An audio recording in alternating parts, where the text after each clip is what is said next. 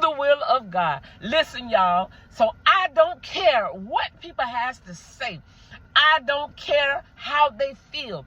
I don't care if you call me a NC car preacher. I don't care if you call me a social media preacher. Call me whatever you want to call me. And that's why I get excited about the word of God. When God gives me something to release to the people, it doesn't matter what anybody say, because what? I am walking in the will of God. I'm doing what God has called me to do. And guess what? He will be well pleased. What you going to do? You're going to be obedient to man or God. And when I was reading the word in John, I got so excited because God was the word, and the word was with God, and the word was God. And that let me know that in the beginning, God has to say so of everything.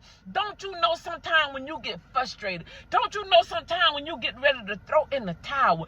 All you got to do is reach back, get into the word of God, read the word of God, and it's going to bring you out. John had done waited all his life. John had done heard that there was one come that was greater than I. One that was coming that I wouldn't be able to even untie his shoes. Do y'all hear what I say? That's stupid low to untie somebody's shoe. You're going low. You got to humble yourself. John said, I wasn't even worthy. And then don't you know that Elizabeth and Zechariah had done taught John all his life growing out that there's one coming. The Messiah is coming. The one that done been preached and teached and done been taught about for decades and for years. He is coming. Don't you know we've been hearing that for years? Don't you know we've been hearing the same thing for years, that there's one that is coming? He's going to crack the sky, and when he comes, he's going to ride the cloud. He's going to have his angels with him.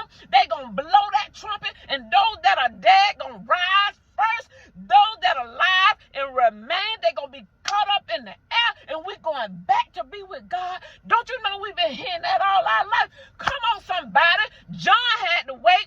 We got to wait too. But John didn't give up. He kept the faith.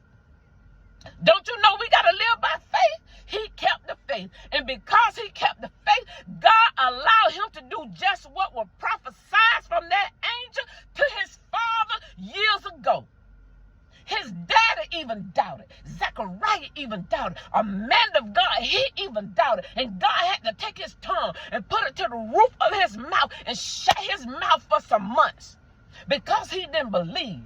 But the word of God is true. And if you believe, it cut like a two-edged sword. It going to cut between the marrow and the bone. And sometimes it going to hurt. It going to hurt the ones that bring in the word. But if we eat it, if we take that roll, if we take that stroll, and if we eat it, we're going to come out as pure gold.